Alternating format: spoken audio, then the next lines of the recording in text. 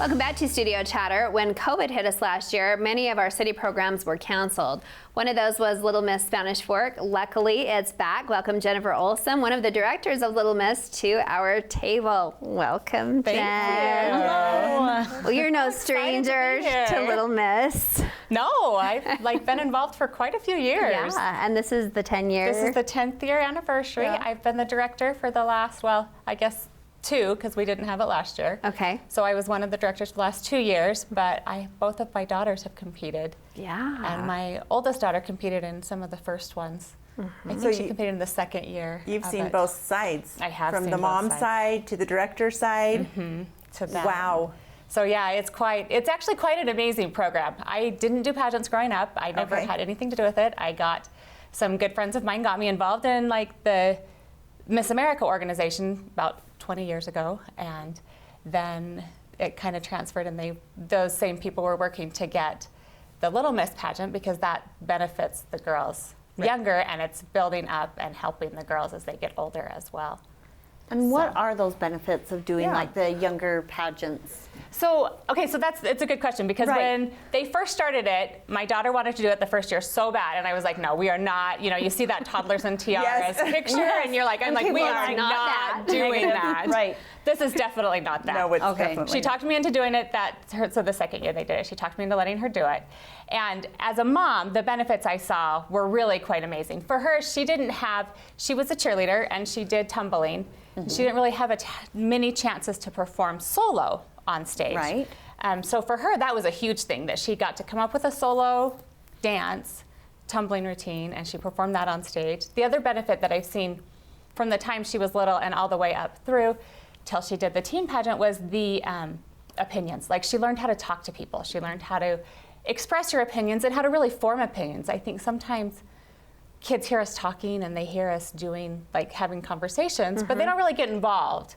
But as my daughters have done this, and as I've watched other girls do this program, they have started to listen and then actually partake in the conversations with opinions. Ooh, I love that take And on the it. Because my confidence. daughter did do Junior Miss, and I did notice that as well. Like the education that went behind, like, because of the question asking, knowing what's going on in the world and her world, like immediately, but in the bigger scheme of things, and creating her own opinion and knowledge. Yes, Yeah. my youngest daughter was really shy. Like, as a first Really? grader, a second grader, yes. Like, she was fine as long as she was at home or in a really comfort. But when she was in someplace that she didn't know, she was like painfully shy. Wouldn't talk, wouldn't smile. One of her friends, her dad said, "My goal is to make Kara laugh at me." I'm like, good luck, because she's hardly even looking at you now. Right. But she started doing the Little Miss pageant, and she really learned how to talk to adults, how to talk to other people, how to express her views and her perspectives. Well, And it just the offers judges them interviews. an opportunity that's very rare. It just opens up their world. And I think whatever we can do with our kids to open up their world just to expand a little bit more, where And they to- can see how things work that ordinarily they Exactly. wouldn't. And to give them the confidence, they have to get on Yeah. stage.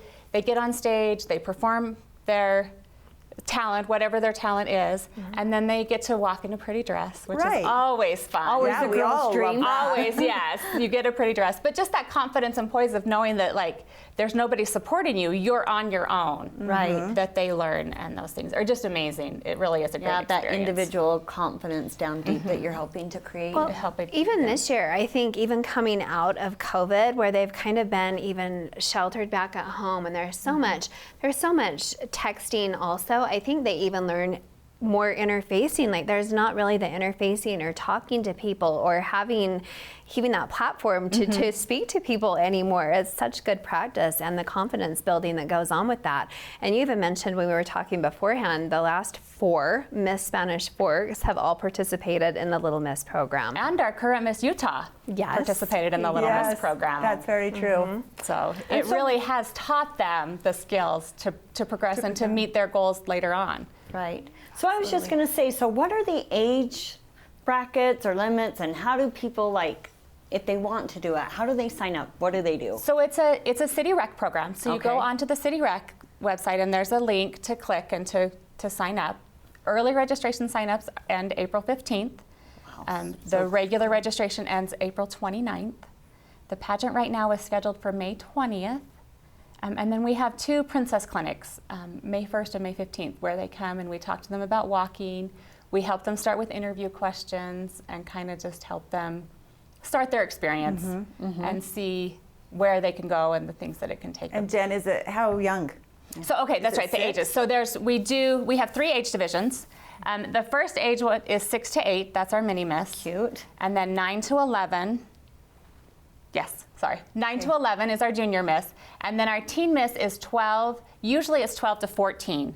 This year we went ahead and extended it to 15, just with COVID because girls didn't have a chance to do it last year.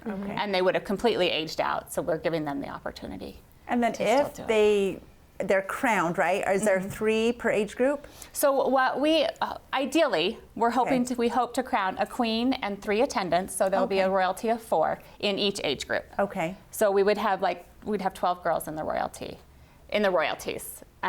And then they have the chance they do a lot around Let's Fiesta hear about Days. that, yeah. So yeah, they get to do a lot around Fiesta Days. They get to perform their talent on the 24th on the stage, which the Little Miss program actually just purchased a dance floor to go on top of the stage at the library. Excellent idea. We had money that we had from the RAP grant.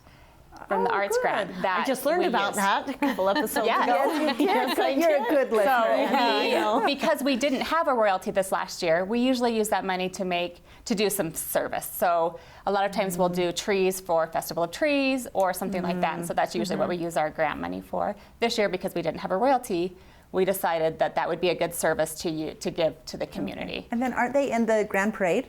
So they're in the Grand Parade and the Children's Parade. Okay, so the Grand Parade, the Children's Parade for Fiesta Days, and then the Winter Lights Parade. So they usually do that as well. That they are able to, and then they're getting to kind of meet friends. and mingle with the real Miss Spanish Fork. Yes. They have that next level. We love that when our Miss America, Miss Spanish Fork comes and spends time with them and things like that. The queen and the princesses. Yes, and the sparkle in the little girls' eyes when they see Miss Spanish Fork come is just really amazing. But it gives them a chance to get out, to be in the community, to serve.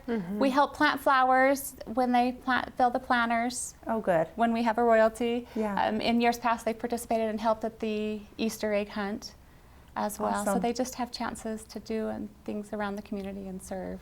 Wow. This is I like great. it. It's great. Love it so much. Okay. Okay, and that form is online. The form is online. If you just go to the website, the Spanish Fork Rec website, you can click on it, and then we'll send information. Usually we have a parent meeting, but with COVID, we decided we would just send the information out, and people can read it and then bring any questions or things to that May 1st clinic after. Well, thanks so much for sharing this. This is perfect timing. They have to the end of the month to get signed up. Exactly. And everything happens in And May. I love this little quote really quick. Walk away with a positive experience and gain confidence. And that's always our goal, Yeah. to give that positive experience. So. Awesome. Thanks, Thank Jen. you. Thank you. Thanks for having me. Coming up next on Studio Chatter, where do you go if you need just one more cookie? We'll talk about that next.